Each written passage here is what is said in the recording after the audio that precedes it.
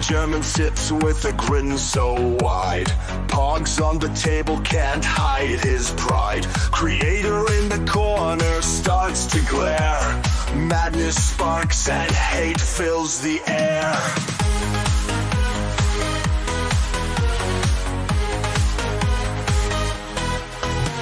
Stack 'em high, a tower of luck. Germans winning, it feels like pluck. Alice Matt's fury, a brewing storm. Visions of pogs in every form.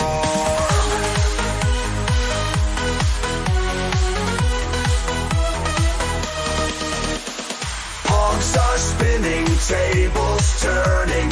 Alice Matt's eyes with fierce fire burning. Germans' laughter echoes loud in a world that's pog-bound proud.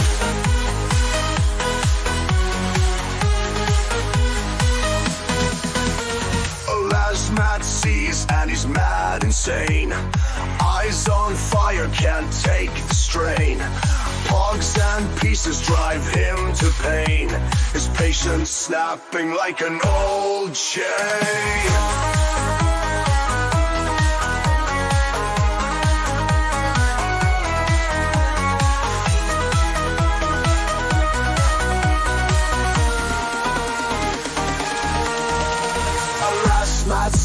And he's mad insane. Eyes on fire, can't take the strain. Pogs and pieces drive him to pain. His patience snapping like an old chain.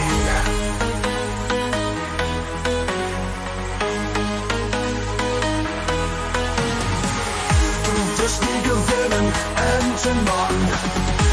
Du Spiegelman, Entenmann. Alas, my fumes can't take no more. Pogs and slammers hit the floor. It's not about the game you see. It's about what fun could be. Du Spiegelman, Entenmann. Du Spiegelman, Entenmann. Du Spiegelman, Entenmann. Du Spiegelman, Entenmann.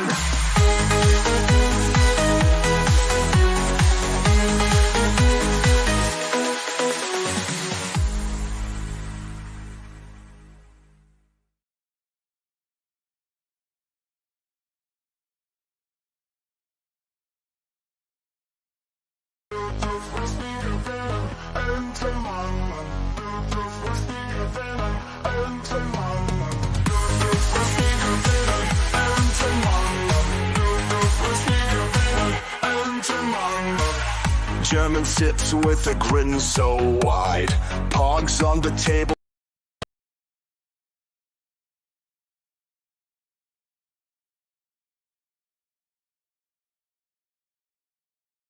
Did I mention how much I hate? Okay, there we go. Did I mention how much I hate Talk Studios? I detest it with a passion. Before I go on to the next intro, let me just quickly say hi. Casey Anthony will be lurking and plotting her next move. We know how you work, Casey Anthony. I know exactly how you work. We all saw it. I don't care about your fan letters. We saw exactly what you do when you're working. Nazapanda, I haven't seen you in a minute. Let's go to Nazapanda. He says, "What's going on at last, Matt? We got a great show today. This is going to be one of my most informed. I did some research today. I know you normally don't. I just put on a screen and we just discover it together. But today I figured this is one of those shows where I have to have some research. It needs to get done. I'm going to submit the link to my good friend Helmut, or the Mood of Hell. So once I do that, I will continue on with reading the chat. So I really hate my browser. It's not taking forever. Let's see. Where is it? Here he is. Okay. If he wants to come on, the link has been sent. So there you go. Sent to the Mood of Hell, because he's Mood of Hell. I just started the show, Colin. I'm not late. Maybe a few seconds late, but I am here. Helmut. You got good. This is going to be a good stream. I had fun compiling the information for tonight's stream, so it's going to be good. It's gonna be good. Okay, this guy told me to fuck off when I put the link to the stream in the DM room. So you F off, guy in the room. You're banned. So you just started off stream banned already. So congratulations, you are now banned. Scroll down more. Elasmat will soon be with us. I read it wrong. He will be with us as soon as he finishes his crunchy hot dog soup. Oh, I wish. But no, I started to stream without dinner, but I'll be having dinner soon. It'll come while I'm streaming. So seems like you didn't mean to play the intro twice. I apologize only this once. Well, thank you. I appreciate it. I get that once. My beautiful, beautiful queen, Lady Shadowban, who's in my vicinity, just blessing me with her presence because she knows fully well that I can't keep my eyes off her. Because I'm amazing. That of course. She'll be joining me for Heroes Con. I'm going to be introducing her to some of the celebrities at Heroes Con, so it'll be nice. I'm only going for Lord Raptor Jesus. Oh, strike it off the record. Strike it off the record. That did not. And Carol, we can't forget Carol because she'll be riding with us, so we definitely can't forget that. Okay, that's the anathema. I described off the face of. Oh, I'm liking it wrong. I'm saying it wrong. Oh, damn it! You see, Okay, I gotta put it in control because we're gonna have problems now. This is the domestic situation.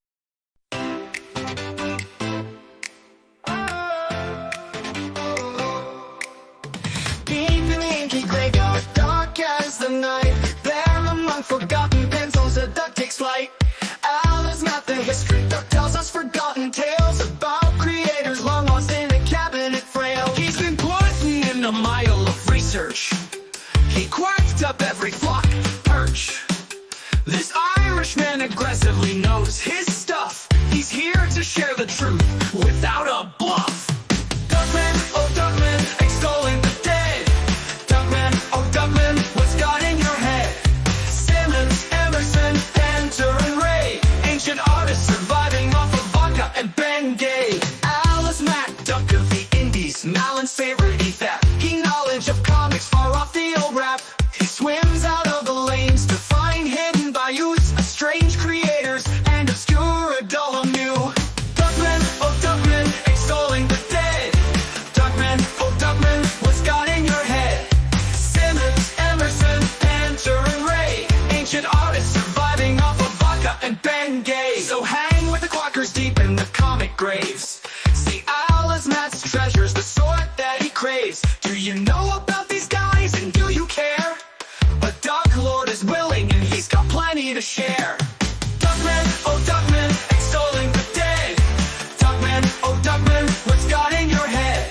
Simmons, Emerson, Panther, and Ray, ancient artists surviving off of vodka and Bengay.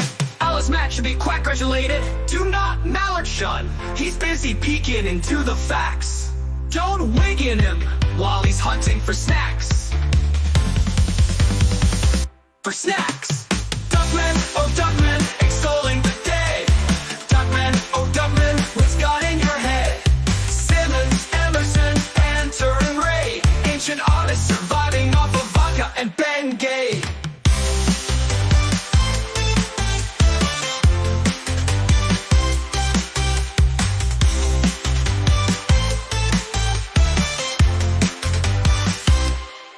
Alice Mack should be quack-gratulated. Do not mallard shun. He's busy peeking into the facts. Don't wig in him while he's hunting for snacks. Duckman, oh Duckman, extolling the dead. Duckman, oh Duckman, what's got in your head? Simmons, Emerson, Panther, and Ray, ancient artists surviving off of vodka and Bengay. And I am back. Yes, cutting the intro a little short there because got to make sure that everything's running on my end because the Streamlabs really does suck. It eats up a lot of the bandwidth. That's what I think it is because I didn't have the problem with StreamYard. StreamYard was a smoother experience than Streamlabs. Helmet is on his way, he says. And Henry Beavis, this is very dangerous close to furry territory or leathery. Oh no, you created a new term on my channel. You created a leathery. I disavow that comment totally. First of all, Roto Drake doesn't even have hair, leather. Well, so no, what? Okay. Well, I gave her spa day. I took her to the mall. Took her to one of those electric chairs that they do the electric massaging. I put in my $5 and she got a nice little massage. So Spa day has been fulfilled. It has been fulfilled. 8:11 o'clock, folks, and thank you for tuning in tonight. Thank you for joining me here on this lovely Thursday. And I hope that you are comfortable with your coffee, with your tea, whatever the case is. Why am I out of breath? I don't know why I'm out of breath. Oh, wait. What is May? What, May 3rd is your birthday? It's also the birthday of Phil and Selmo, Sark, Mornus, and one day before my mom's birthday. Well, look at that. May 3rd is a special day for a lot of folks, KSS. So, yes, it is my beautiful Lady Shadow Band's birthday, May 3rd.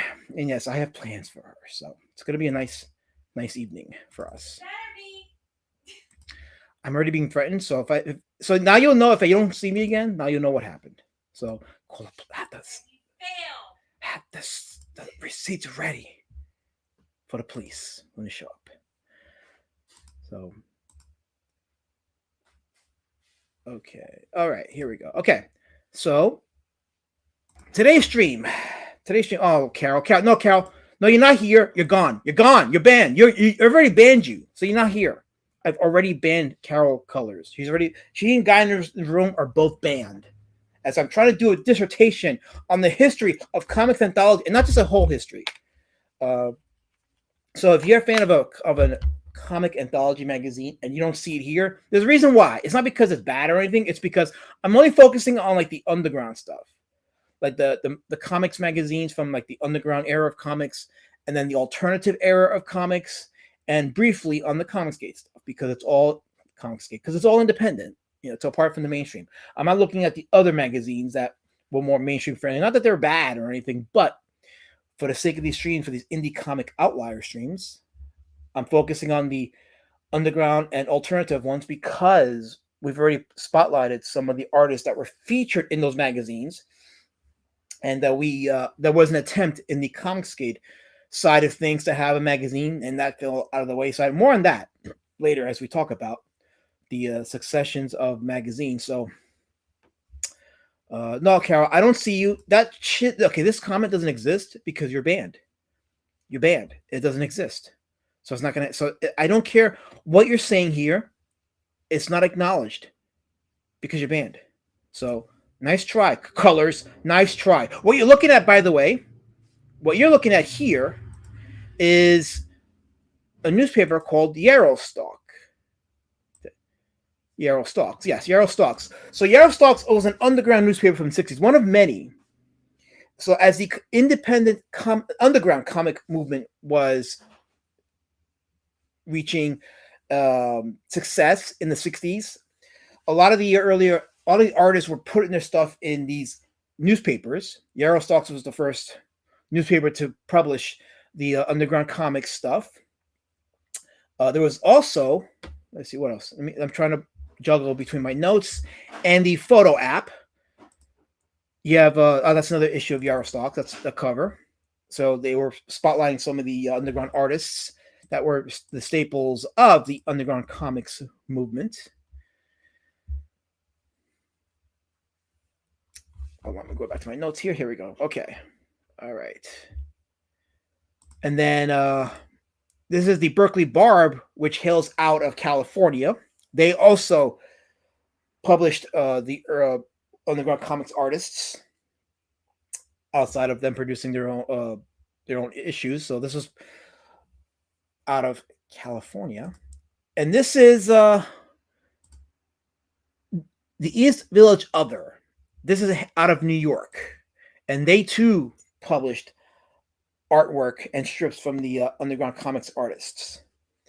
And why is this relevant? Well, because them doing this would eventually lead up to the establishment of Zap Comics. Zap Comics is our Crumb's magazine, the first of the comics anthology magazines from the underground comics movement. And with that being said, I have a guest in the back, and I will play him. I'll play him this intro. Why not? No, not that one. I haven't even played the screw it. I'll play this one. There we go.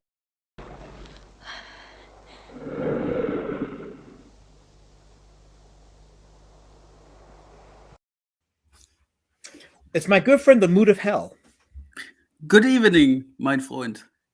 Guten Tag. Guten Morgen. More like that. It's 2 o'clock. Master Panda says, love the bold line weights on the foreground characters, like the lettering too.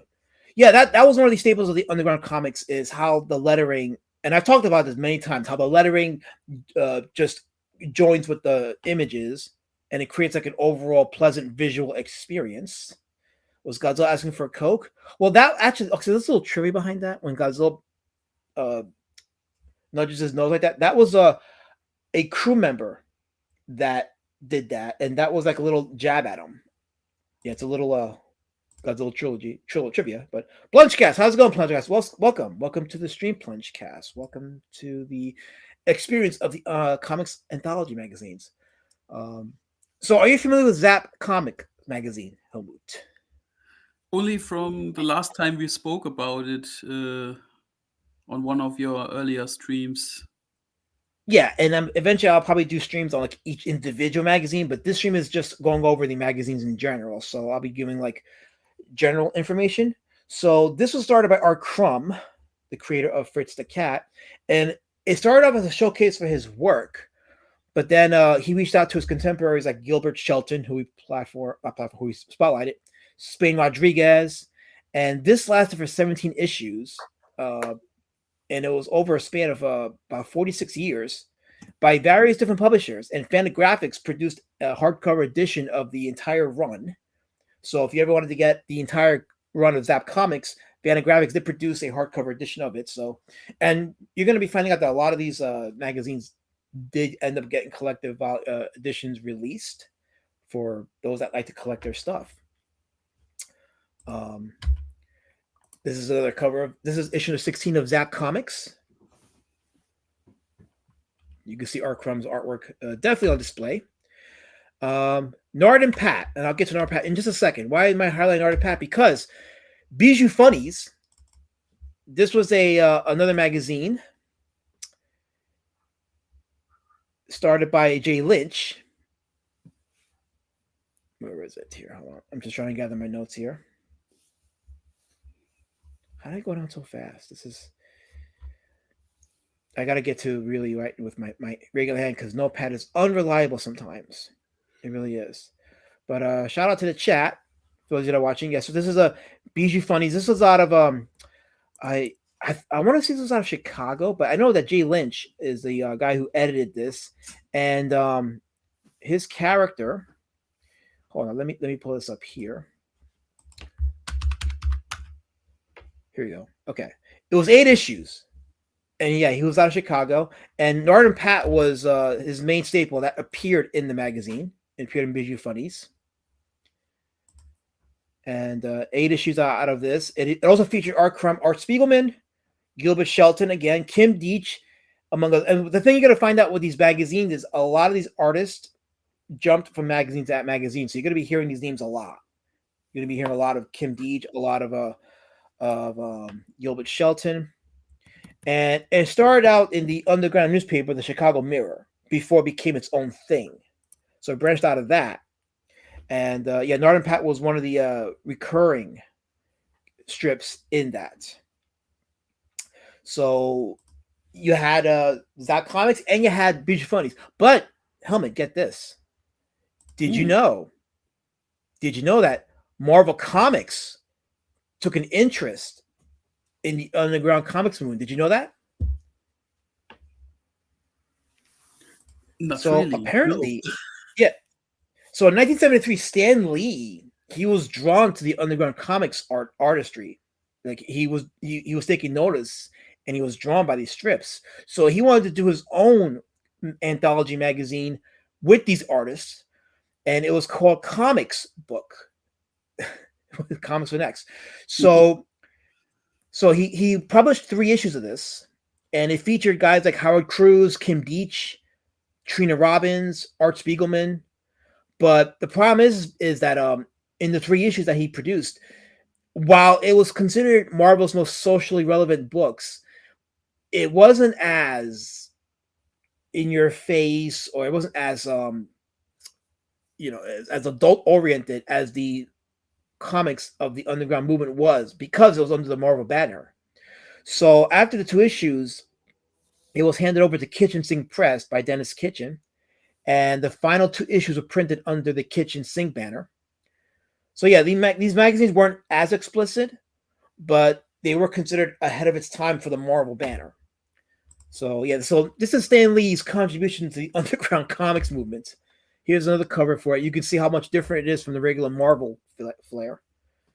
So a little bit of trivia. Like when I was reading this, I was like, oh, I had no clues that Stan Lee was trying this. This is a little bit of trivia, interesting trivia that even I was not aware of. And now that I know, I'm like, wow, this goes even deeper. Love these awesome underground comics as Plungecast. Now you know where my inspiration for Road Warrior Drake came from. What is it? This says Illustrator. Says Freak Brothers. Welcome, Illustrator. Welcome to the stream. These underground comics were famous for going through multiple printings. The early printings had tiny print runs. Let's see. Scroll down more. If Art Crumb is so important, then shouldn't Elasma take Lady Shaban to an actual spa for her birthday? I took her to a chair that massaged her. Those aren't cheap, you know. I'm important. I'm a man of resources. At least it was a chair and nothing else vibrating. Okay, it says, did you know that Leonardo DiCaprio's dad was best friends with Art Crumb? And because of this fact, Elasma will take Lady Shaban to a proper spa. You know what? Screw you, Kansas. I don't care what you think. I treated her well. I treated her. She felt good. It was not a torture chair. It massaged you very nicely. Not better than me, but it massaged you, and it was a machine, and it required resources and money. So there you go. Why am I being attacked? I don't deserve to be attacked. I don't deserve to be attacked, Helmut. I don't. Is that right? It's not right. Yeah. So yeah, so this is what was going on in the States, in the United States during the underground comics movement. But if you remember a couple weeks back, wrong window.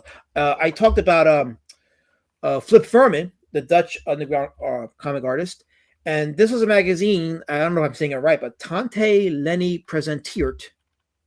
These are the covers for it. So this is the Dutch. Presents. Oh, say it again. Aunt Leni presents, because Tante is also a German word and means aunt. Yes, I've read that. So it's actually translates to Aunt Laney, which is kind of interesting that a magazine with underground comics was called Aunt Laney. But this was the Dutch window. So in addition to like spotlighting their local artists, because there were a lot of comic book artists in the Dutch during that time. So it featured people like Evert Gratz, Armand Stidian, I hope I'm saying their names right, Henry Buckenbill, Buckenex, Bilbo Dews, Art Clerk. These are some of the local Belgian artists at the time that was spotlighted in this magazine. It was also the window to the Dutch for American artists like Art Crumb, S. Clay Wilson, Kim Deitch. Again, there's that name, Kim Deitch. She's active in a lot of these magazines. Even when Art Crumb or Art Spiegelman weren't, you'll see Kim Deitch's name a lot in some of these magazines. In a lot of these magazines. Wasn't that crazy hippie lady? I believe So in research, and we're gonna get into a section about these feminist magazines. But yeah, a lot of these female artists, definitely like there was like actually I'll talk about that when I go into the female section, because there's like 3 magazines in this that were like inspired by the feminist wave at the time, and they were also like a reaction. And again, I'll talk about that when I show it. But I got $4.99 for Michael Deitch. Thank you, Michael, for $4.99. He says, "Didn't Joe Blow appear in Zap? I think that issue was seized for obscenity." That's a good point. I like I said, I want to do the indie comic shows, just spotlighting each individual, like having each magazine having its own show, so I can get into things like that. But when we get into the Mexican magazine, we'll talk about that. But yeah, when you break up obscenity, that magazine was it did get into trouble with authorities because of that. But with the ladies, though, I was thinking about like who was it? It was Dory Fada. And it was interesting because Dory Fada, she was one of the artists for one of these feminine magazines, and she had a very tragic life. And I'm gonna look into her artwork and see, if she's somebody that could be a of interest for this series because she had a very interesting life. Henry Beeman says, I met Trina Robbins once, but I'd never read any of her comics. Well, that's you and me both. So, okay. Oh, yeah, here's another cover for the Tane Lene Presentier. You can see like each cover had various different art styles. It wasn't just one art style. Definitely showcasing the diversity of art styles, right? Show that one. Looks very Franco-Belgian from the art style. Yes. Mm-hmm. If you know Tintin, Blake and Mortimer, stuff like that, looks exactly like that cover. Now, for those of you that are wondering why I have this chick here, so this is Haha Magazine. This is Mexico's weekly magazine, and they published a lot of the comic strips of their local artists there. This is where Sergio Aragona's got to start. Yes, it was this magazine, the Haha Magazine, and you can find these on eBay. But yeah, there was issues with the Mexican Authority because it also featured photographs like this, and it was considered pornographic, so they wouldn't. It got them into some trouble. I mean, it's pretty tame. Look like. Oh yeah, no, it's tame, and for me anyway, it is kind of classy. It's not obscene, but then in the 70s, I mean, I don't know what the threshold was, so. That's the most favorite cover of Manho that you ever showed in that show. Yeah. Henry Rubin says Trina Robbins started out in the East Village Other. Yeah, a lot of these guys did. A lot of these artists, male and female, started out there, and that's why like what our Crumb did with Zap Comics was significant because I guess he saw a need to have one particular flagship to showcase these artists. So. Yeah, Illustrate agrees with you, Helmet, about the other cover being very Tintin-like. Yes, yeah. Hothead. I Caramba is right. So, Plungecat says, I've had those in my collection. Been chasing down all second Tintin and Asterisk. Plungecast, I recommend you to look into Blake and Mortimer because if you like Tintin and Asterix, you will love this series. Pretty sure.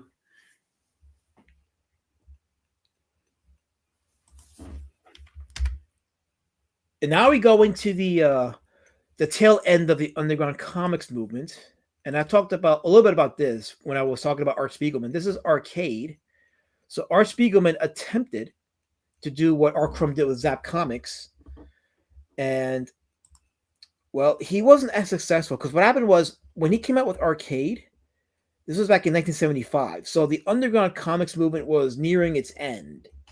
So a lot of these artists grew older.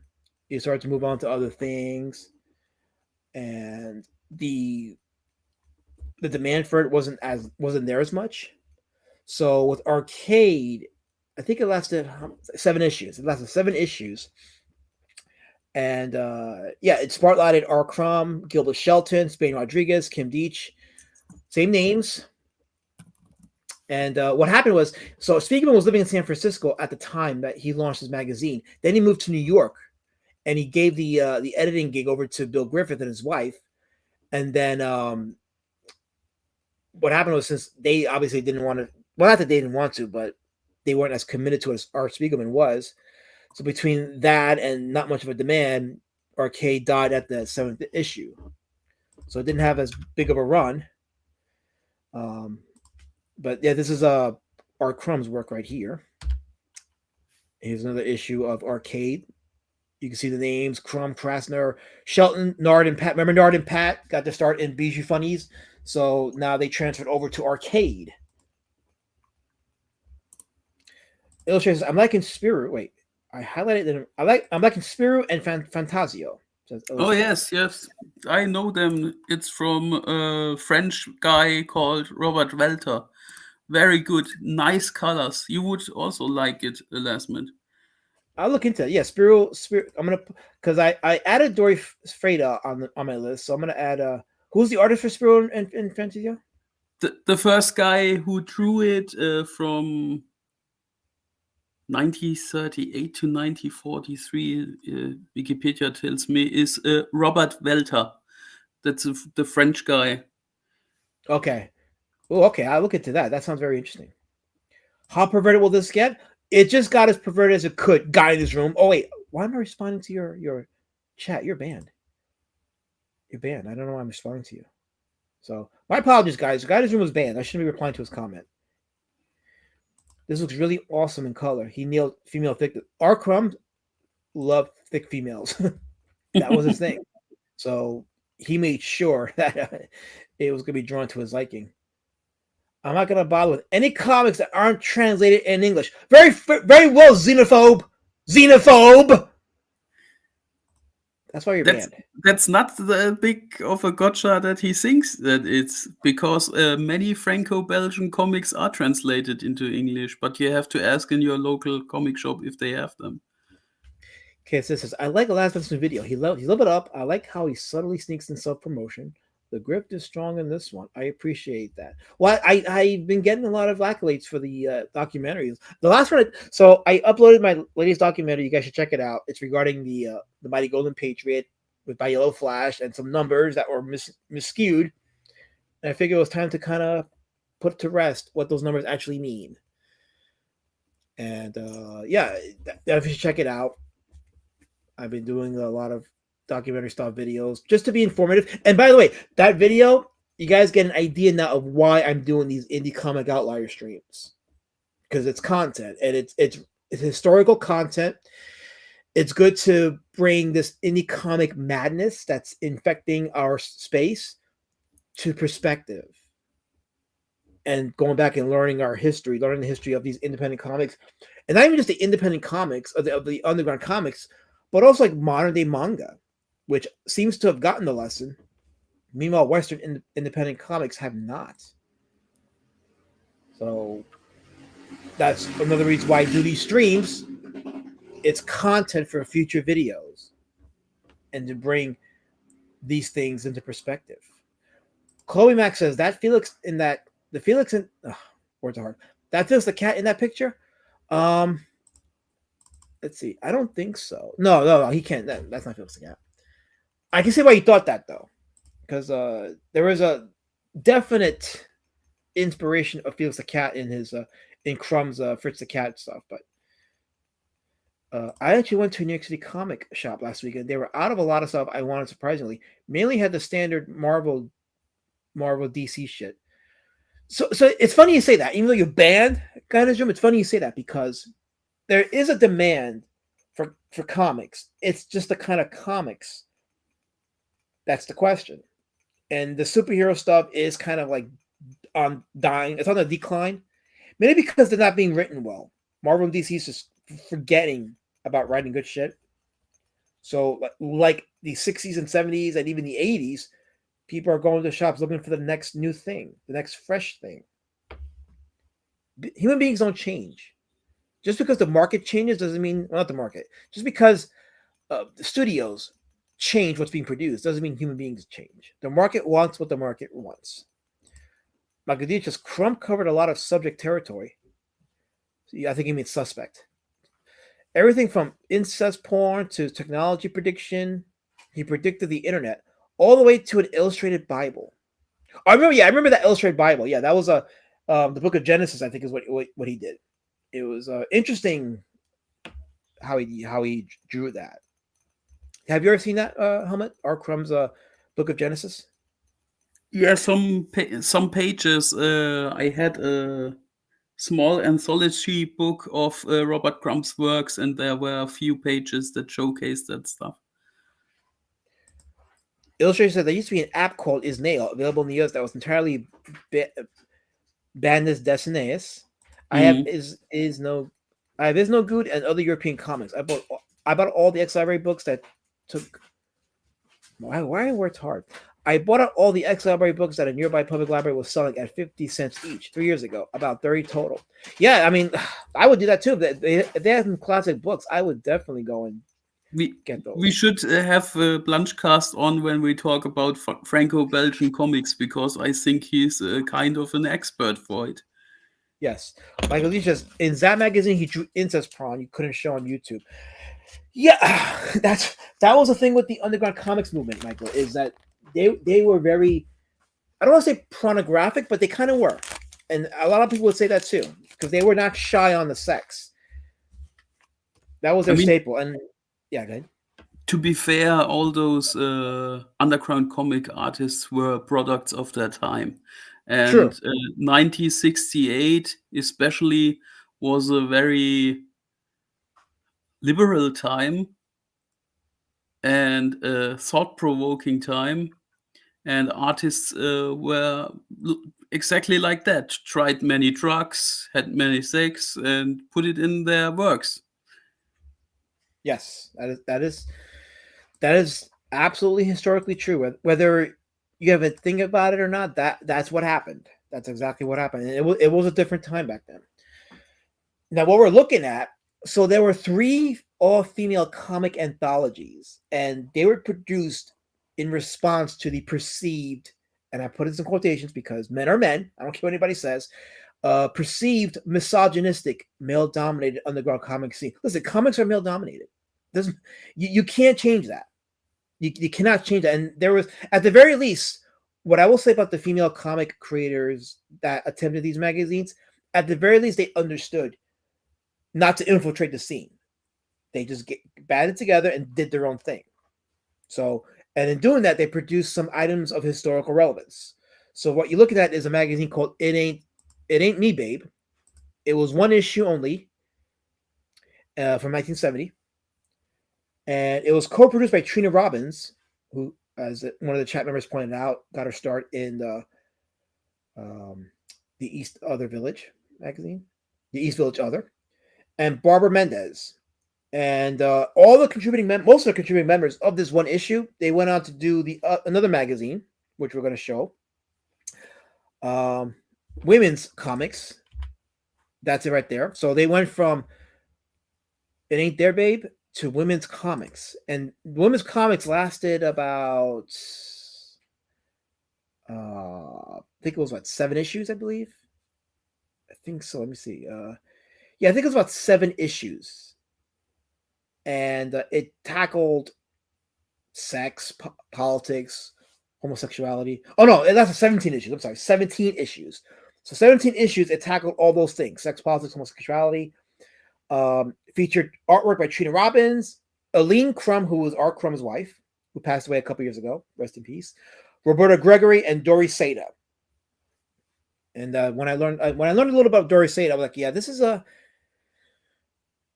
And the thing with the indie comic outlier stuff is, it isn't so much about my personal preference; it's about their historical relevance. So, I'm gonna look more into her and see if she's somebody that I should spotlight, because it was just an interesting character. Here's another cover for the women's comics. This right here is another feminine magazine called Tits and Giggles. I say feminine. It's actually feminist. It's not Giggles. It's something else, Lesmet. Oh, I know what it says. I can't say it because of YouTube. But yeah. Yes. I call it Giggles, but you know what it's actually saying. Yeah. Tits and Blitz. Yeah. We'll call Blitz. How about that? Tits and Blitz. This is from 1972, and it actually continued until 1987. But in spite of that, it only lasted 7 issues. And it was by Joyce Farmer and Lynn Shevley. They were the 2 editors for this. And it had contributions by Roberta Gregory, Trina Robbins, and Lee Mars, among others. So this is their magazine, their contribution to the underground comics movement. So these are the feminist magazines. It looks like an ordinary Tijuana Bible to me, that cover. I'm sure that the Tijuana Bibles are very influential during the underground comic scene. They had that same flair. They were very definitely sex oriented, so it would fit right up there. Before I go into the alternative stuff, let me just head to the chat for a second. They spell it women because of the trademark on women trademark. at least they spelled the men part. They kept that in there. So women back then were a different stock. They really were. Apparently, Crumb had an article literally titled "When the Niggas Take Over America." Oh yeah, listen. Again, there were things were based back then. Things were based back then. So now people get upset and uppity over the littlest things. You can't have nice things because of that. Because people get offended over every little thing. Our Crumb is sounding like Jay Dollar. I don't know how I feel about that. I don't know how our Crumb would feel about it, but he's a weirdo, so why not? I guess. Anyway, how is that cover artwork done by men is better than the women? That's a great question. I don't know how to answer that. All I know is that I have a comic called Road Warrior Drake. Be citizen of Road Warrior Drake. You can go to roadwarriordrake.com if you haven't already. I had 2 backers last week. No, this past week I had 2 backers. That's awesome. So the videos I'm uploading and then doing these streams is giving me more exposure and more new customers are coming in. So that's incredible. So thank you guys for supporting me, and hopefully I can continue to do these type of entertainment and content for y'all. So scroll past a few more things. Okay. They were pushing all the boundaries back then. Oh, yeah, totally. That's why they were the underground comics movement apart from the mainstream. It's funny that even the commies and the leftists were based back then. Oh, yeah. It was a different time back then. Yeah, all around. So with the late 70s and the underground comics movement pretty much fading away, there was a new independent comics movement happening called the alternative comics movement. And we're looking at Raw. Raw was Art Spiegelman's follow-up magazine from Arcade. After Arcade floundered after 7 issues, he launched this in 1980. And it ran for 11 years. And it was actually Francois Mouly, who's a French-born American designer and editor who wanted to publish a magazine that reflected her literary tastes. And she had a publishing company called Raw Books and Graphics, and they published comics and graphic novels. So she convinced Spiegelman to get back into the comics anthology business, and because he opted out of it after Arcade, he didn't want to do another one, but Mouly convinced him to do it. So he became co-editor of Raw magazine, and this jump-started the alternative comics movement. And what separated the alternative comics movement from the underground comics movement was there was less emphasis on pornographic sex and more on like violence, and just the small publishing, self-publishing was also a mainstay of the alternative comics movement. And it was a more of a welcome alternative to the mainstream because of that. And as you know, like Usagi Yojimbo, Ninja Turtles, Cerebus, these were all characters from the alternative comics movement, and they rivaled the mainstream in some form or another. It was also very artsy-fartsy, and they went away from the everyday stuff that they put in Robert Crumb's works, for example. It was more artsy. It's funny you say that because when and we're going to get to Weirdo in a second, but yeah, Raw had that artsy fartsy, you say, kind of art style. But then when you get to Weirdo, which was R. Crumb's magazine, and this came out during the same time as Raw, R. Crumb put out what he called lowbrow art. So like where Raw was more like a fancier style looking art, Weirdo was showcasing Weirdo, the name of the magazine, but what they call lowbrow art. So art that essentially was not considered disciplined. And unlike Weirdo, Raw also gave access to Americans to European artists. So a lot of European comics artists were given a platform. They were given exposure to the United States through Raw. But Weirdo, as I said before, was the anti-Raw in terms of the art style. And the first 8 issues of Weirdo were in black and white. And they were accompanied by things like bubblegum cards, torn covers, tipped in plates.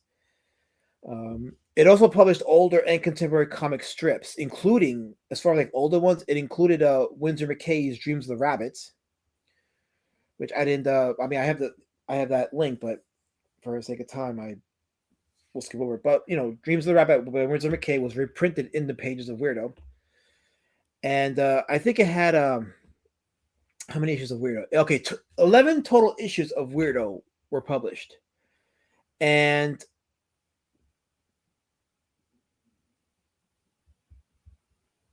let's see. Yeah, so I said the first 8 issues were in black and white, and the final 3 were in color.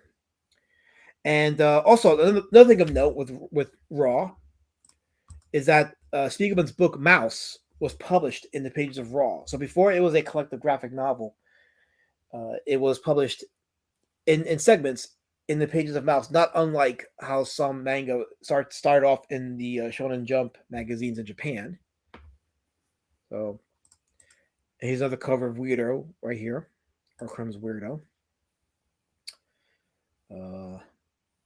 And I think Weirdo, okay, the other thing with Weirdo was, aside from the fact that it showcased what was considered low tier art, it also was the magazine that gave gave platform to guys like Peter Baggy, who I spotlighted in the previous stream. So Peter Baggy was introduced here.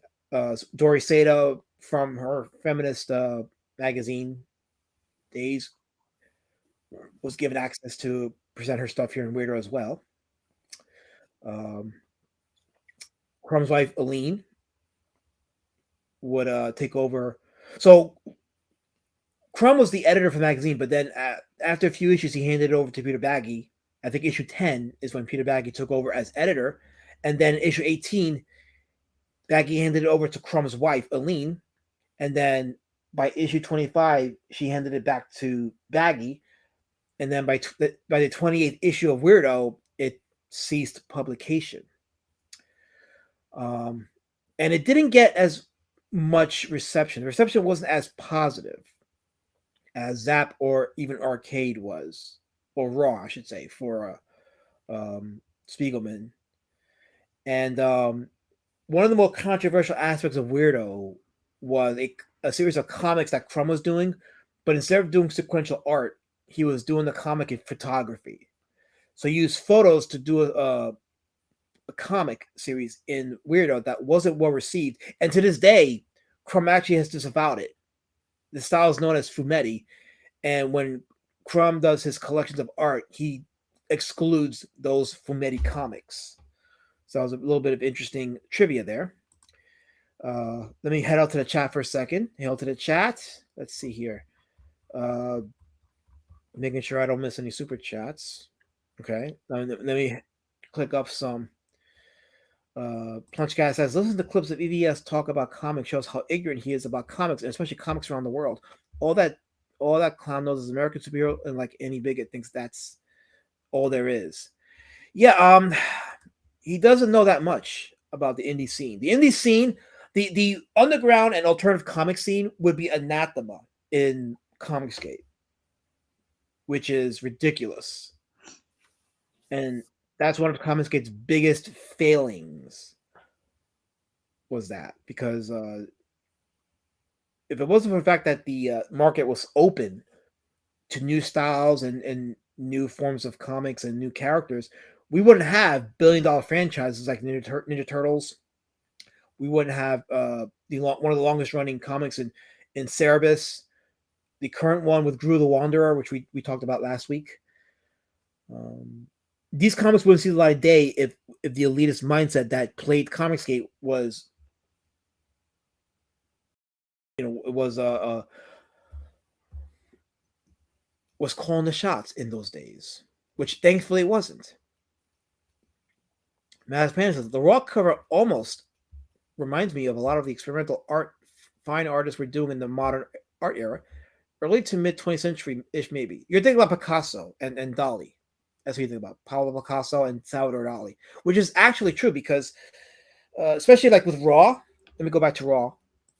One of the covers that I showed here, this has a Picasso flavor to it. And you can even see like on the lower left, you can see a little that's Scream. The Screamer, I think it's called. That painting, that famous painting. Reminds me a lot of those Roy Lichtenstein pictures. Yeah. So so you're not wrong, Mass Panda, that there was definitely an influence of the 20th century artists. Even Lynn Ward, and I talked about Lynn Ward in one of my earlier streams. You can see a little bit of the influence, at least in the vision, not the visual, but like the design of the art. Ward was a black and white artist, so but you could see a little bit of that. After looking at it recently, I just can't believe it wasn't made into a cartoon series. Blown opportunity. That's what I'd say. I'd say it's a blown opportunity. Woodrow says, "Hail the chat. Welcome, Woodrow, to the stream. This cover is making me uncomfortable, and I love it. I'm thinking you're referring to this cover, I believe, or even this one, probably. So that's what I get for not catching up in the chat, is loss of context with what they're saying. I see Hen in the chat. Shout out to Hen. Welcome to the stream. Colin Lamping says, check out Emerald Man. Check out Emerald Man on globalcomics.com. There is the link right there. I think he's on issue 15 now. This is a free link, so you can read his comics for free. The Adventures of Emerald Man. Go check it out. So I'm just skipping a lot of chats, so I apologize if I don't read your chats, but yeah, so I'm cracking a open, nice can of, what is this? This is called Cherry Pomegranate Sparkling Water. What brand is this? Fuck if I know. It's just red. It's a red can and it's nice and cold. But I am a Modelo kind of guy. So I normally don't drink beer, but Modelo I do drink. I like it a lot. That cover is pretty good. I look at it very long. Did you know that that kind of creature has a name? No, what's the name? Kilroy. And okay. Yeah, you're right. I forgot about that. Yes, Kilroy was here. Yes, okay. That was a military thing back then, and it made it into comics. Yep. That's one of the best drawn Kilroys I've ever seen. I said hi, Hen. I just didn't highlight. I didn't know what chat to highlight because you were saying hi to people, and I wasn't going to highlight that. But welcome to the chat, Hen. I appreciate it. It's Wegman's brand, says Lady Shadowband. Kilroy. Blab. Are you familiar with Blab, Helmut? No. Neither was I until I researched this, and this is insane. So check this out. So in 1988, Blab was launched by Monte Beauchamp. It went from 1988 until 2007 for a total of 18 issues, and it featured contributions by some artists during this time. And here's a little bit of interesting trivia. You ready for this? I'm ready. Gonna blow your mind. So one of the artists or one of the contributors to this magazine was a fledgling creator by the name of, you ready for this? Yes. Noah Van Sciver. Oh no. Yes. Noah Van Sciver was a contributor to Blab magazine. This is true. I looked up like holy crap. Holy shit. No wonder even doesn't know about independent comics. He's just about Noah, so he's just about all the underground stuff in general. I get it now. Have you read 133? About what now? If you have, did you read the 133 comic from Noah Van Sciver? I haven't read it. I'm hoping I can get it online because I don't want to own it, but I would like to read it just to get an idea. Lady Shadowband's corrected me. It's the Wegmans brand of sparkling cherry pomegranate that I'm drinking. So there you go. That's why I didn't know what brand it was, because it's the Wegmans brand. So I just want to say this about 133. If you have read it, you understand certain things better. Oh, I know some of what it talks about. Trust me, I get it. I absolutely get it. Okay. Yes. Illustrator says Noah Van Sciver is still a name I see in the Comics Journal. Yeah, he's still active in the in the underground scene in one form or another. I haven't obviously have not done a deep dive, but it was just interesting seeing his name pop up when I was reading about on Blab. So, Plungecast says I haven't heard of Kilroy was here in decades. Also, I was in the kitchen. Did I hear you say cherry Pop-Tart? No, cherry pomegranate. That's what I'm drinking. I'm drinking Wegmans brand cherry pomegranate sparkling water. So that's what I'm drinking. So yeah, so this was the Blab. This is Zero. Zero came from 1995 to 2000. And in those 5 years, it managed to produce 27 issues. So I think this is like the shortest time span with the longest issues. And it featured artists like Peter Baggy, and again, a staple of the alternative movement. Joe Sacco, who we also talked about. Kim Deitch, another name that we've read through all these magazines. So 27 issues of Zero existed. That has a very Nickelodeon-esque early 90s aesthetic. It's funny you said because this is like after the Ren and Stimpy era, after like the Rugrats era. Cow and Chicken was starting to become popular. Beavis and Butthead was a thing too. So it mirrors that really undisciplined cartoony style, which I like. I absolutely like it. So I dig that Zero cover says Massive Panda. Here, I like the rendering on her dress. Very well done. Yeah, the when you look at artwork in comics, you got to look not just at the line work. You got to look at the coloring, the design. All that factors in when you look at the art in comics, and then that's how you make a proper judgment. People just stop at line art and say, "Oh, line art's not good." And I'm like, "Well, did you look at the coloring? Did you look at the composition? Composition is just as important as line art. Is composition. It's very important." Illustrator is right. It looks right out of Pee-wee's Playhouse. It has Yeah. the anarchistic art style that Pee-wee's Playhouse represented. Pee-wee's Playhouse was ahead of its time visually. It was visionary, yeah. Yeah. Rocko's World was another cartoon in that time. So yeah, so you could see like how a lot of the media was reflecting off each other. And it was just time for crazy visual style, visual art, visual animation. So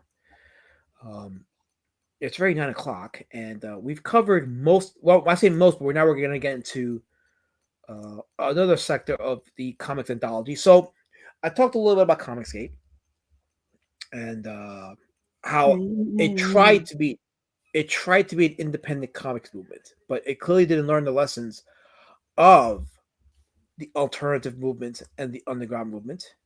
Michael Leach says there were free speech magazines like The Gauntlet that covered underground comics, politics, art, etc. in the 90s. My LCS kept it behind the counter. Interesting. Yeah, see, I knew going into this I wasn't going to be able to cover every single magazine. Number one, because first I wanted to keep it underground and alternative themed. I'm well aware that there were a lot of magazines that were produced by the mainstream. There was one called The Warrior magazine from Britain, and it showcased people like Alan Moore. And it was definitely more mainstream inspired. Not that it wasn't good, but the purpose of my streams is more on the independent side. So, but yeah, there were a lot of comic anthology magazines from the mainstream and the independent circuit. I'm just focusing more on the independent side, and that therefore leads us to CG Jumpstart. Now, for those of us that were around, because a lot of new people that have come into what we call new CG don't know about it. They don't know about the history. And I talked about this in my documentary, When the Culture War Hit Those Pretty Pictures, but CG Jumpstart was supposed to be what arcade, raw, was what those magazines were, which was a showcase of some of the more prominent, significant artists of that era. In the case of CD Jumpstart, you were looking at a magazine that was going to showcase the artwork of Joe Ball, Peter Gilmore, Simon Poitier, among others.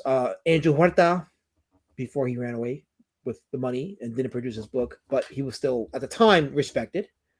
Now he's a grifter. But anyway, it was showcasing a lot of these artists that were coming together because they were doing separate books.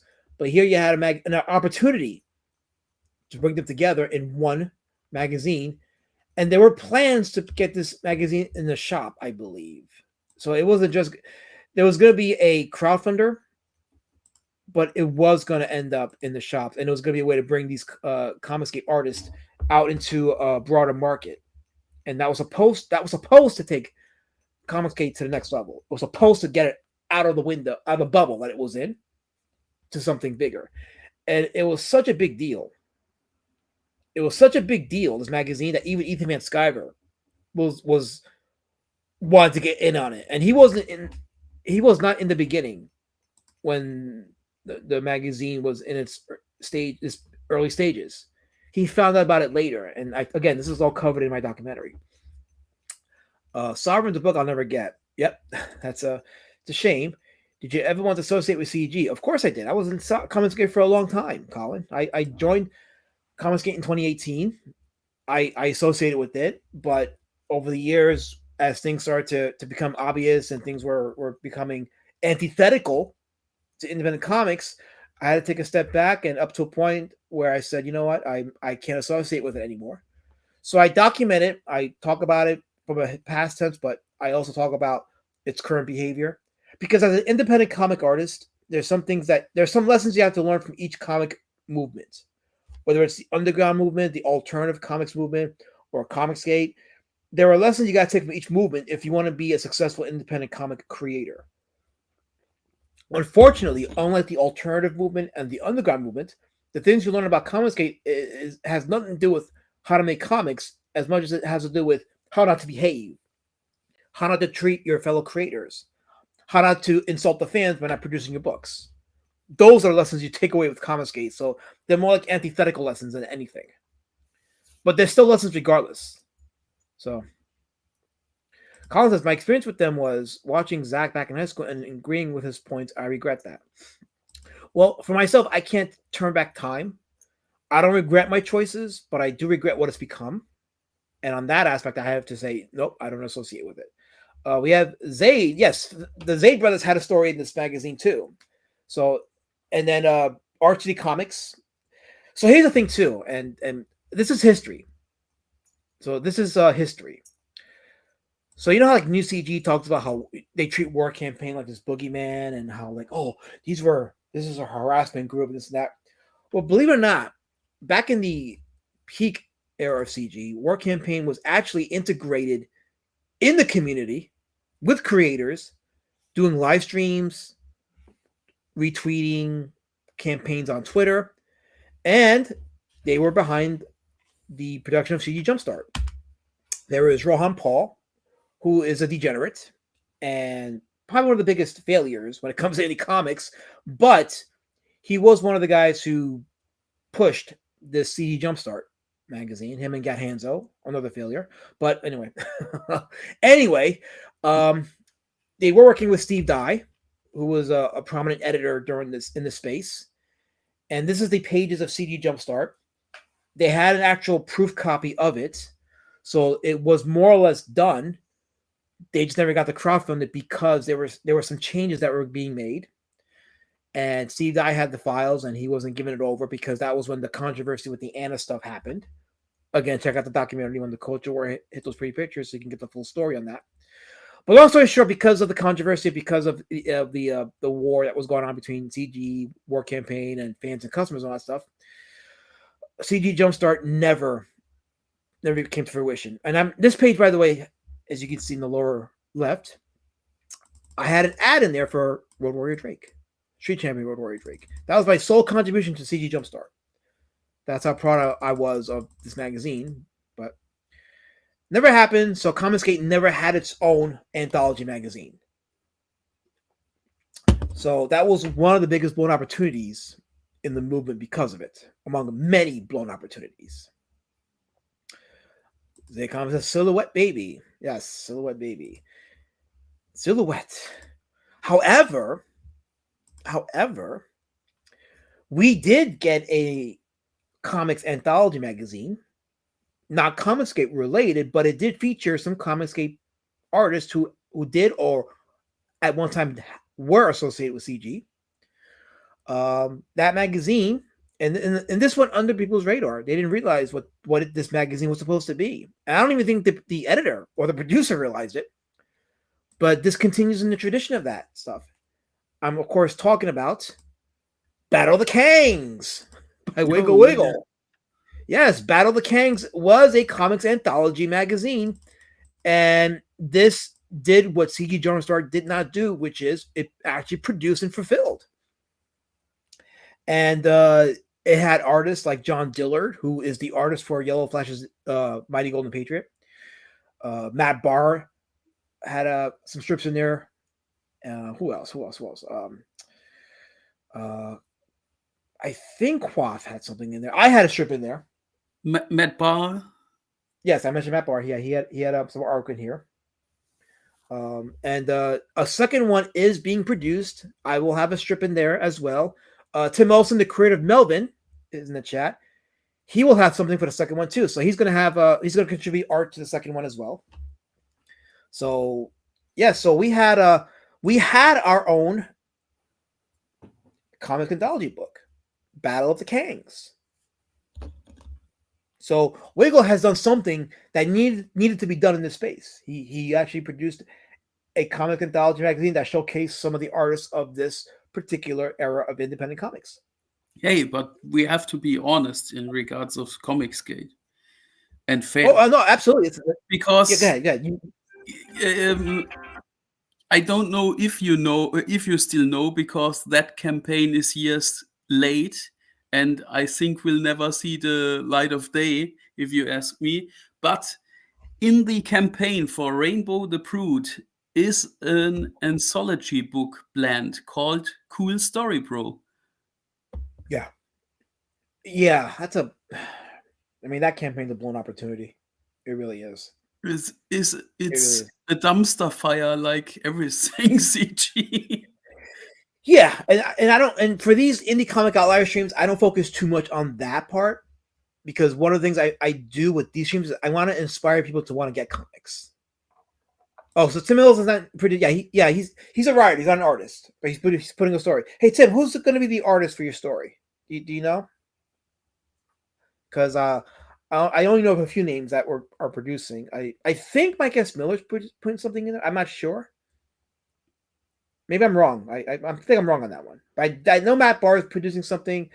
I don't know if John Dillard is. I think that I don't know if the Zay brothers are doing something. I would think they would be. So I like Matt Barr's art style. He looks very 90-ish rebellious comic art style, like very good artist. Battle of the Kangs is very much in the spirit of the old underground comics. Yeah, and this is why, like, I it didn't hit me at the time, but I'm like, wait a minute, this is similar to the comic anthology books of like Raw and Arcade and Weirdo. It's the same type of thing. It's an actual comic anthology. And Wiggle, the fact that Wiggle's doing a second book, he's already done one book more than It Ain't Their Babe. Because that produced only one issue. So he's already done more than that book.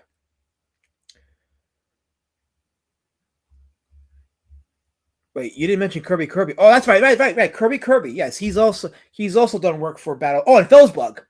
That's okay. That's one thing. So Felsbug, who did the cover art for my book. Actually, let me chill for a second, and I'm going to use the better camera for this. Hopefully, actually, no, you won't do it.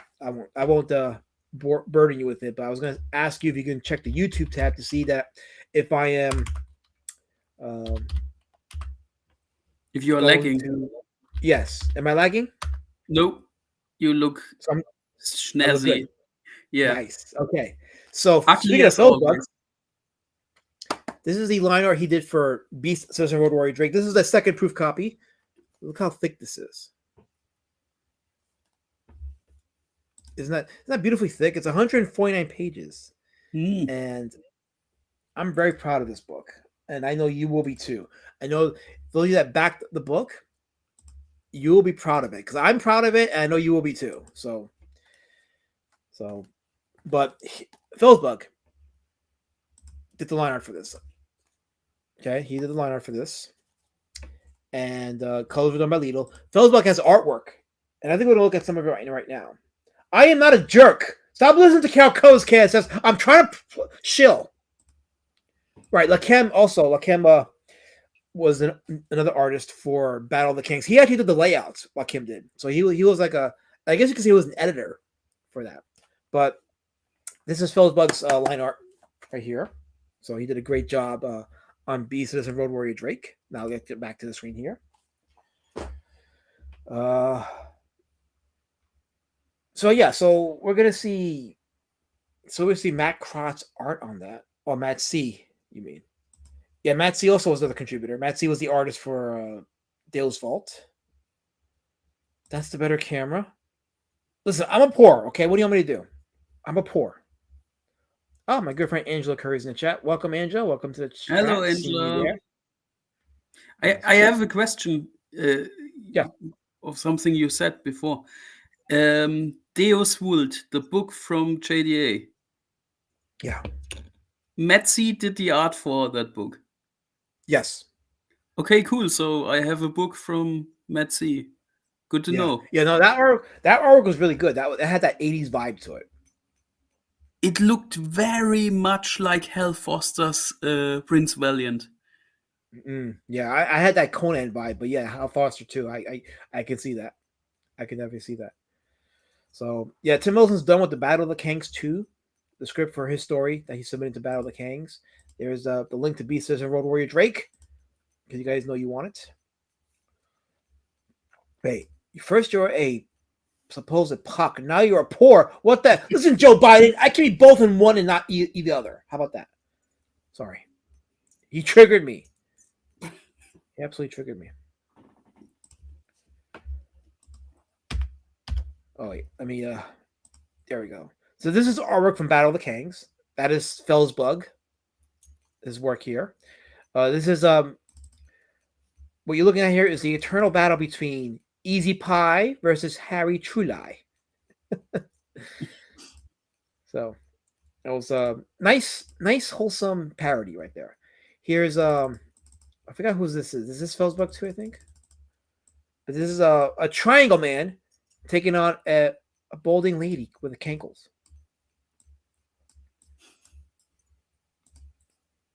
Here's the colored artwork from the Easy Pie. Oh, this is the Hunt. The Hunt. Yes. A lot of in jokes here in this one. Like if you're not familiar with the CG stuff, some of the jokes might fly over your head. But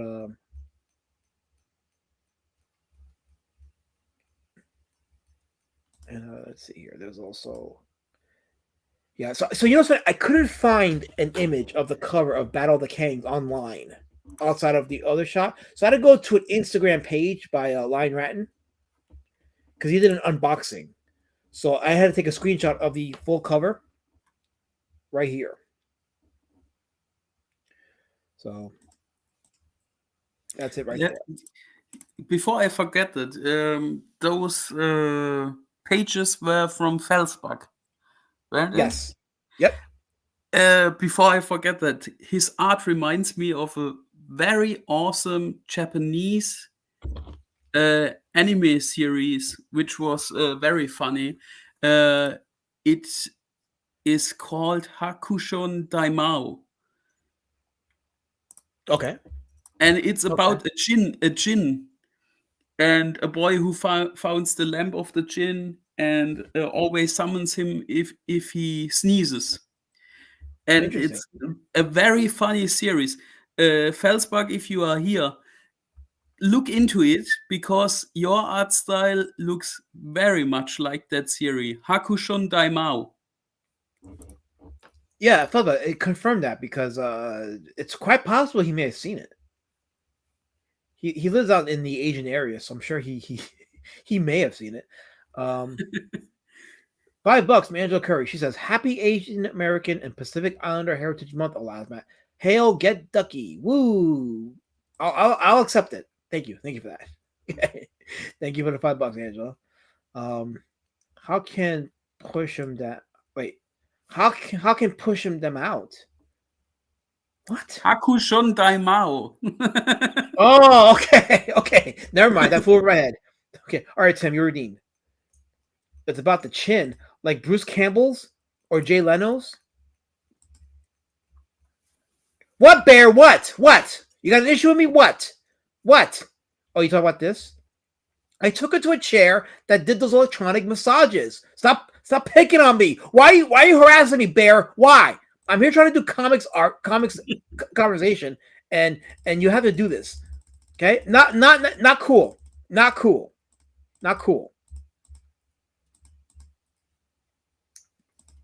But yeah, so this is more or less the general history of the independent comics anthology books. And just to get an idea that every independent comic movement, even if it's fractured like CG is, still ends up with a comics anthology magazine because there are artists that are looking for work, looking for exposure. And when you have a collective that is producing work simultaneously, well, it only makes sense to bring them all together in one physical hub in the form of a comics anthology magazine and produce work out there. And it builds excitement. And this is the way to build excitement.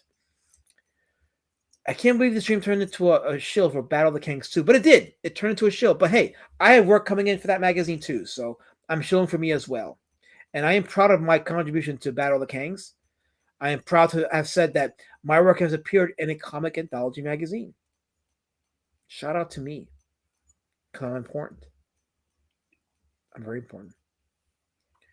I don't care if Bear. Listen, Bear, I've been nice to you, but if you want to bring violence, I'm ready for violence. I will BLM your ass. I'm ready for you, Bear. That's not a spotter, you cheap jerk. You know what? You know how many kids in Africa who are starving would want those chairs, Bear? But you don't care, do you? You're so entitled and privileged. I'm ready to have an aneurysm because of these freaking people. I really am. And if KSS goes, crap. What's up? What happened?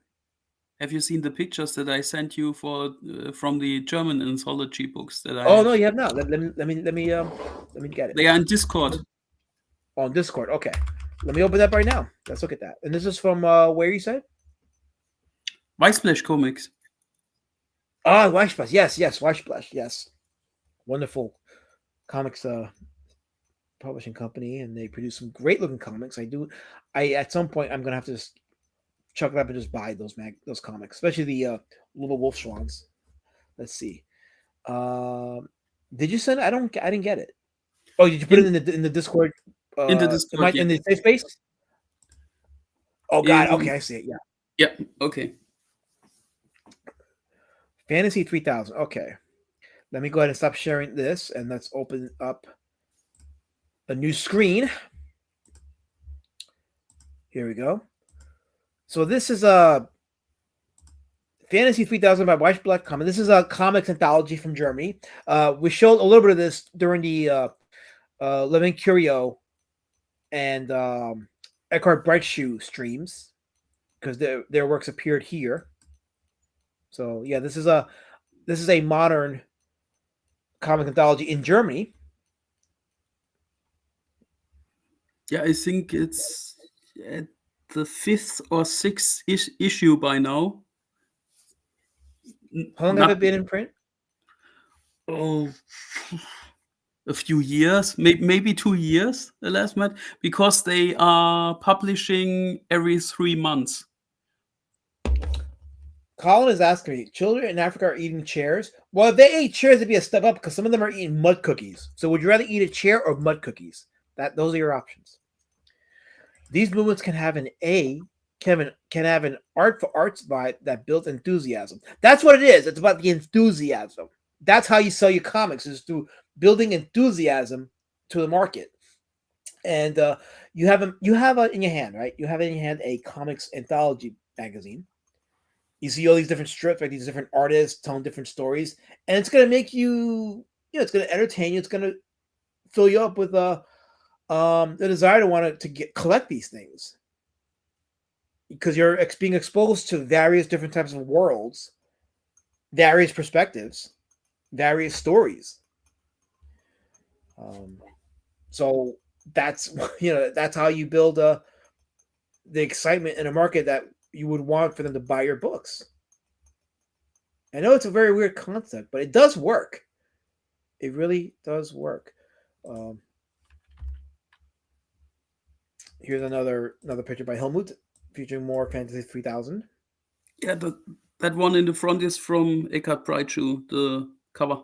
Yes, that style. I love Breitschuh's style. So me too.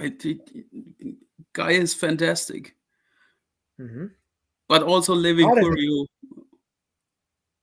Levin Curio, yes. How says Fantasy 3000? I think I heard of. You may have heard about it here, but it is a very well-known magazine overseas. So that looks pretty awesome. Says Fans of Panda. Oh, yeah, I love the looks of these. Like it's very visually vibrant. It's not these covers are not boring. These are not boring covers. Comics today have such boring covers. They try to be edgelord, and it's just boring as hell. Speaking of boring as hell, there's Well Read Comics being boring as hell in the chat. So. Yes, Bill Gasman sell your comic, he says. So he said it. I'm just reading what he said. I'd rather eat a mud cookie. At least it's half food. Yeah. I make one statement and the chat runs with it. Oh my goodness. But you sent me 2 pictures, you sent me more. I don't remember if you sent me another one. No, only 2, but if anybody wants to see stuff from Weissblech Comics, just write me a private message or something, and I take some pictures. Also from interiors. If you want to see interiors, I can do that too. Let's see some interiors, because while you're doing that, I gotta address this guy. Okay, guy in his room, you're banned. Give me a minute and I do it.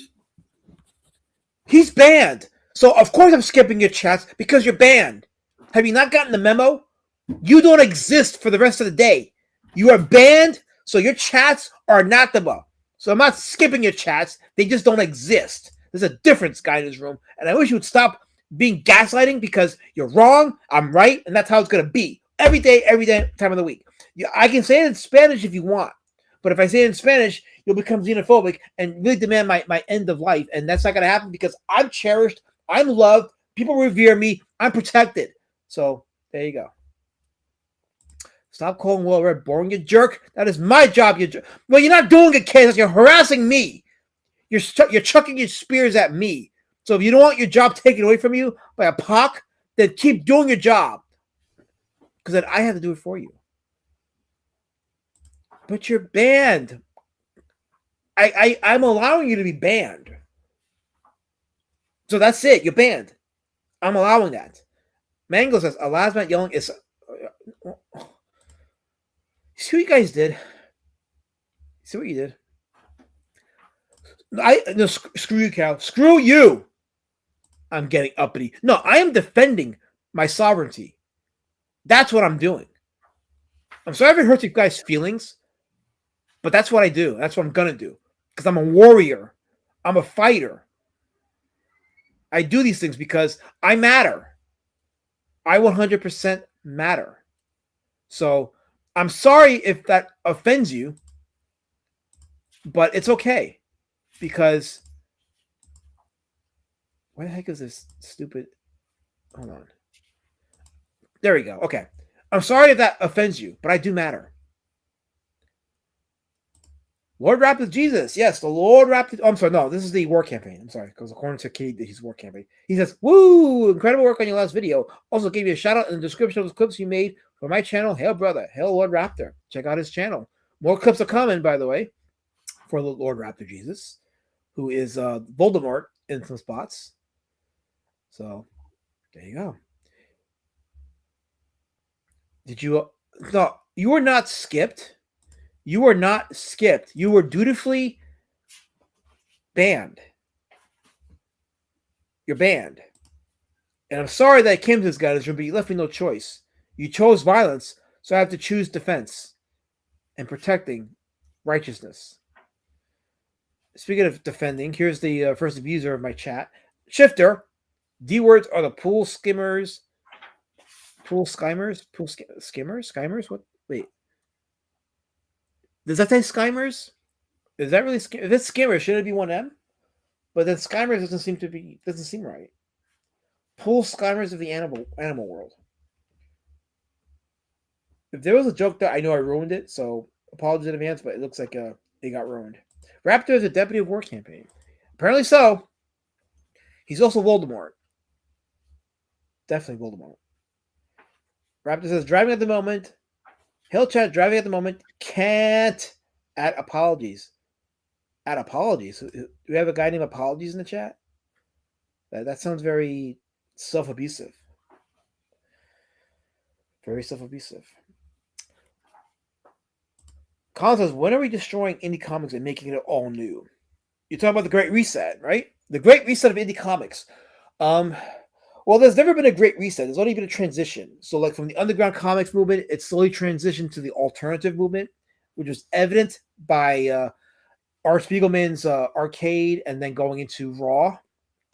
That was a indication. Indication. Let me just say it right. Indication. Actually, let me just go and show the Arcade for visual reference so you don't see my face. But Arcade was indicative of the transition from the underground comics to the alternative comics. And alternative comics lasted well into the 90s, even probably early 2000s. Dark Horse Comics, of whom Perberg is currently working with Mark Millar on.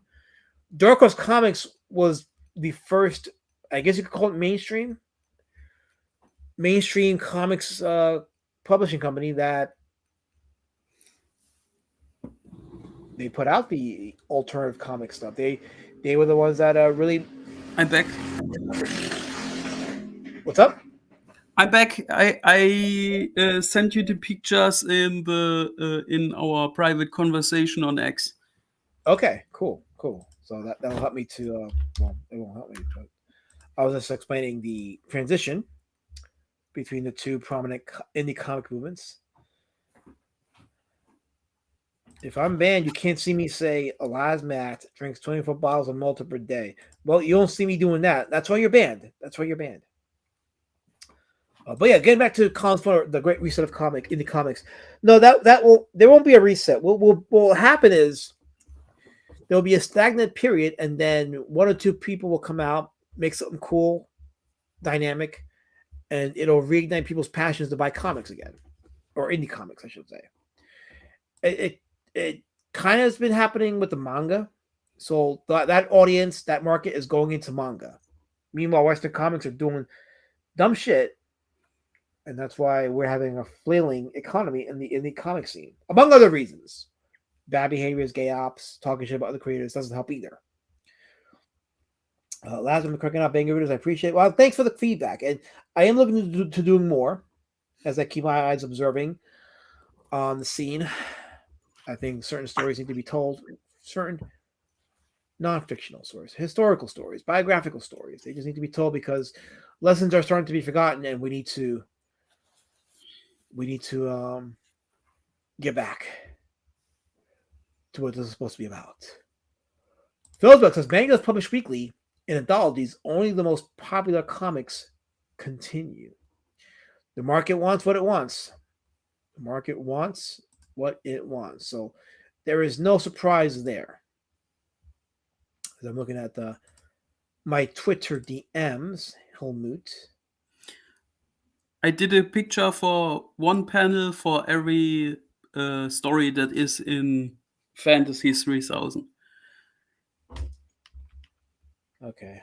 I'm going to have to open up each page in its own window so that I don't dox my DMs. So there we go. And what I'm seeing so far, I definitely like.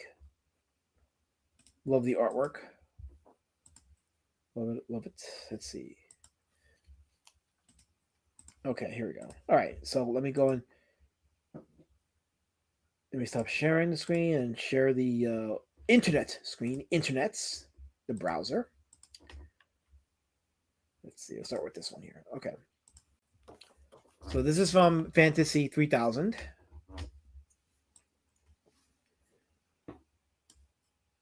Don't even That bother is reading the text because it's in German, but go ahead. that is the story from Levin Curio, Okay. and Let me it's a kill you. Yeah. fantasy story, basic fantasy stuff, sword and sorcery stuff, but from the viewpoint of the bad guys. Oh, okay. I think I remember you telling me something like that. Yeah. Yeah. Actually, I read about that. That when we were doing Living Cure, like some of his comics had stories that were told from the perspective of the villains. Yeah, Yeah. Okay. it's a very Lord of the Rings style story, still ongoing. Hmm. That is our good friend Eckhart Breitschuh. Yes. Yes. I love this guy. This guy's style is just so dynamic. Yeah, it's a wacky space adventure about a female pilot and her alien co-pilot, and all, Look at all that. sorts of heavy metal like stories. This art is so dynamic, and people would say that the line art isn't good, but this is why I disavows this retarded notion that all art has to look a certain way. This look at the colors. Look how like it helps separate the main characters from the surrounding characters. It's just composition. It's all composition. Crumb still lives, but his wife has passed. So yeah, he's probably I don't know. I think he's still active, but I'm not sure how much. But Crumb was a weirdo the whole time in his life, so him being older and being weird is probably not a good mix. Yeah. So Breitschuh is also a little bit of a weirdo. yeah, I'm sure he is, but I love Yeah, his style. I love his artwork. I saw his adult style works, and yeah, he's definitely a weirdo. But I dig I'm his sure art style. I'm sure they'll sold a lot of money though. What? His adult stuff, I'm sure that sold a lot of money. He did it under a French pseudonym and not under his name, and it was very difficult to get a hold of those. That makes sense because a lot of artists will do like adult oriented artwork or fetish artwork, and they'll do it under a different name to not associate with their main brand. That makes sense. That's not unheard of. Maz Panda said that's some beautiful artwork right there. It's really refreshing to see stuff like this. Absolutely.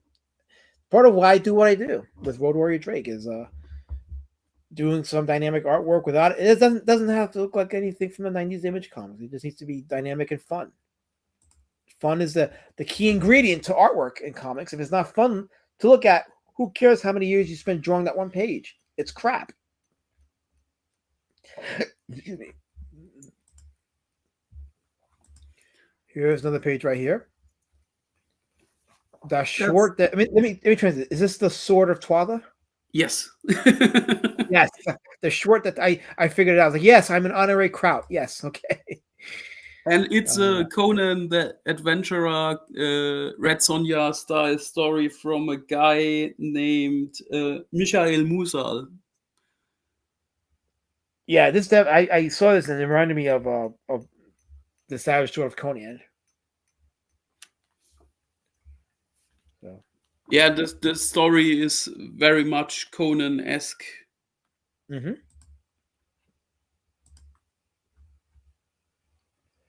And then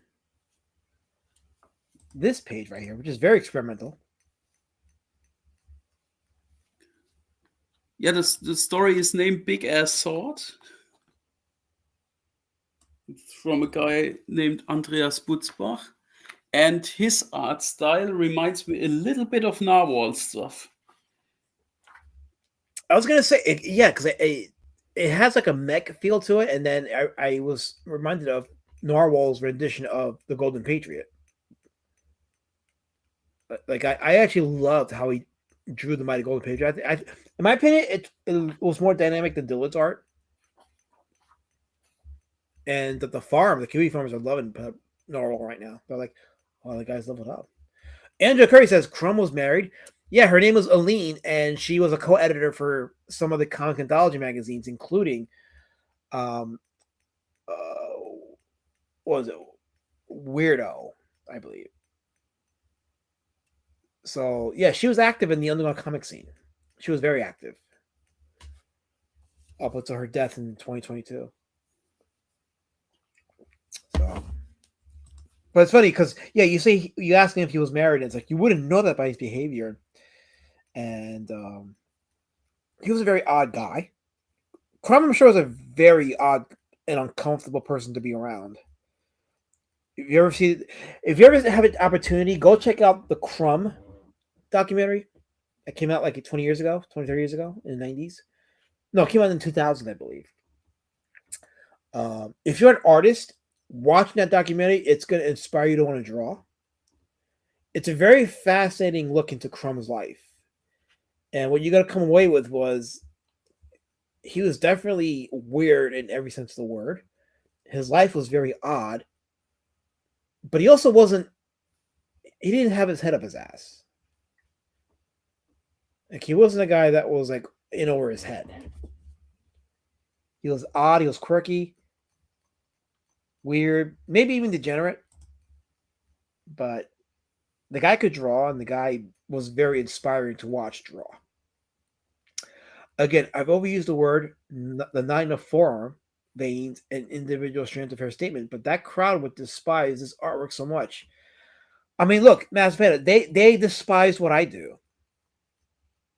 They were vocal about me not succeeding.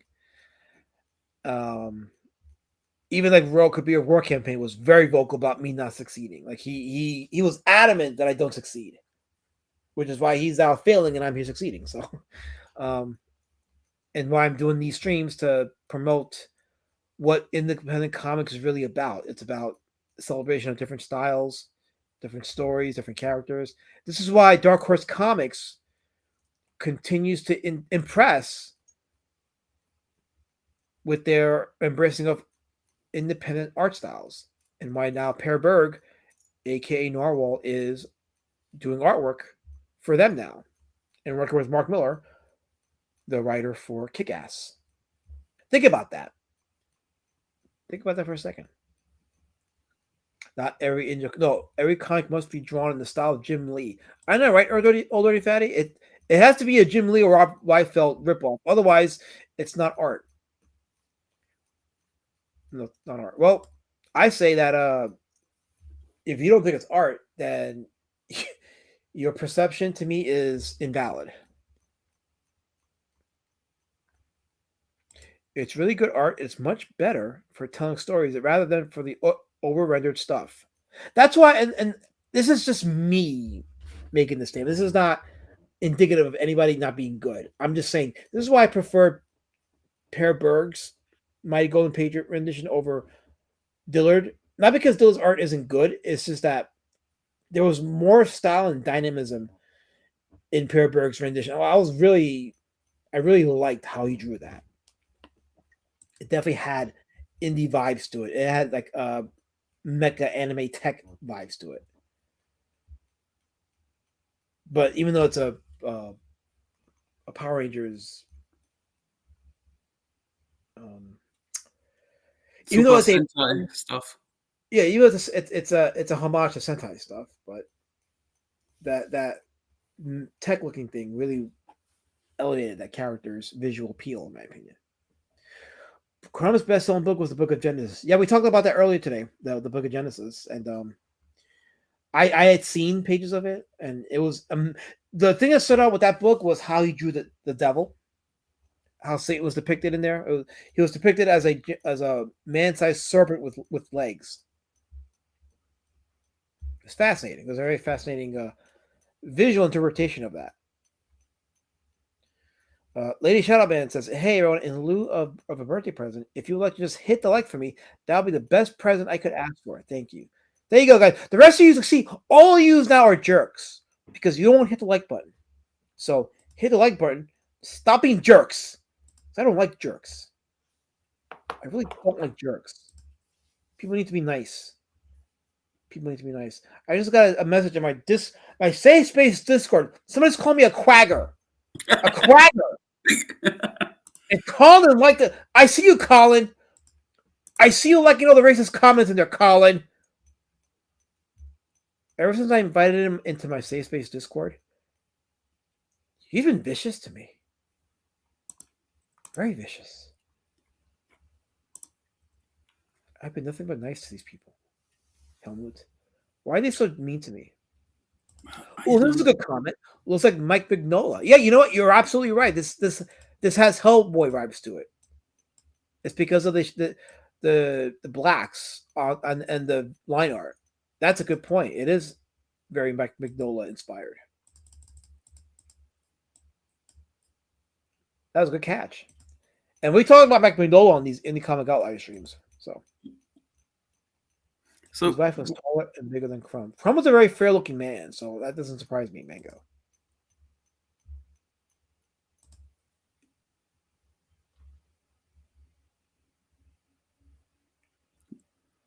What do you think does this issue cost? What do I think about what now? What Fantasy 3000 issue costs? Oh, I guess for adjusted for the American currency, maybe $10. You're not far off. It's €7.80 for 52 pages, and it's Wow. oversized. Wow. So you get more money for your buck. Look at that. Yeah. And meanwhile, some creators are charging $25 for a 60-plus page book. That's not even a complete story. And I know when I get it. Yes. And to Kansas's point, listen, it was a busy chat that day. I did not mean to overlook anybody. So if Kenneth Volkover is watching, hail Kenneth. Welcome. Thanks for watching. I appreciate it. There you go. See? Clip it, paste it, and that rings true for every universal appearance. Okay. Calling Crumb odd is an understatement. Yes, I know, Hothead. I know. I'm being nice when I call him odd. Crumb like women of gigantic figures. Oh yeah, that's why he drew them. He drew what he liked. Listen, artists draw what they like. That's just, and remember that when artists complain about like doing backgrounds or buildings because they only draw because they have to draw it, not because they want to draw it. But when you draw what you like, it comes out good. So who am I judging, guy? I don't judge. You people judge me with your spears when you chuck them at me. Every time. I wasn't joking about Leonardo DiCaprio's dad being friends with Arkham earlier. Yeah, I heard about that. I kind of had that in the back of my head. It was information that I forgot about, but yeah. Crumb liked big asses, his words. Yeah, he was into the thick women. That's why he drew thick women. I watched that documentary a while back, the Arkham documentary. Crumb is something else, but I do respect him. Yeah, like I said, like when you watch it from the perspective of an artist, you're inspired to draw. Because there's various segments of him drawing, and he discusses various aspects of his life or perspective on things as he's drawing, and you just want to draw. You want to be like him and just draw. The current page you're showing has that Jim manhood vibe to it. I love his stuff too. I love this style of art. Every comic should copy my art style, or it's not art. It says Colin. Well, Colin, you're an elitist. I promote your book, but you're an elitist. How about that? Alaza is Pierre Woodman's ripoff. You know what, Mango? You're banned. You're banned. You're banned. There you go. He's banned too.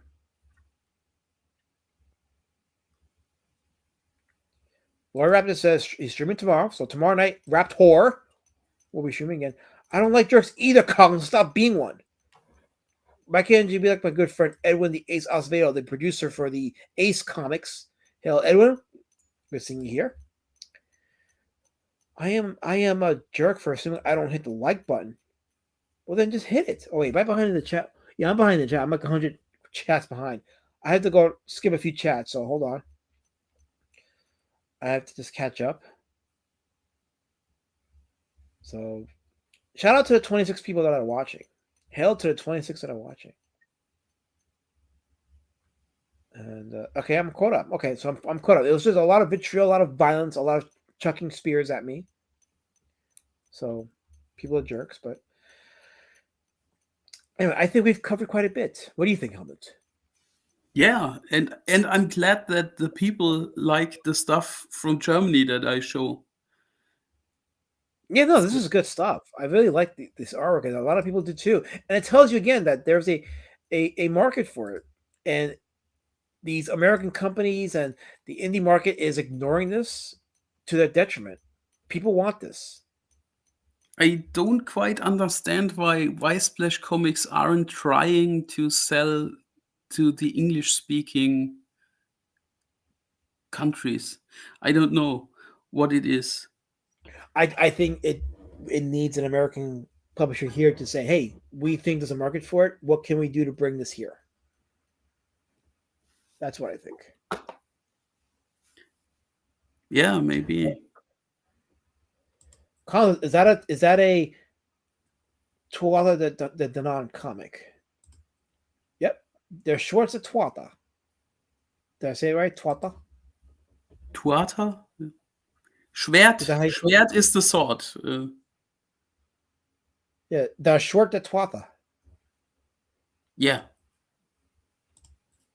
Cool. Yes, Colin is interested. Yeah, we just piqued his interest. I need to know more about this Irish myth comic. Oh, I forgot he's anti-potato. And on that note, we're going to call the stream. Any last words, Helmut? If you are interested in this stuff, I can always give Elasmid some pictures to show. And I will try my best to contact Splash Comics and tell them that there are a handful of Americans that are interested in their stuff. Maybe we can move something together. Dude, if they somehow get it translated to English, I'm buying it. Yeah, I promised you to send you some stuff, and I'm on it. I promise. I believe you. I believe you. I just definitely like to read it. So I'll brush up on my German. So it's not a deal breaker. But I've done nothing but slant. Colin, you're insulting my good friend Helmut by saying this because he's here adding to the conversation, and you just want to be okay. So he's paying me out to slander me. Okay, fine. I'll take your $2 super chat, Colin. Fine. Say, I'm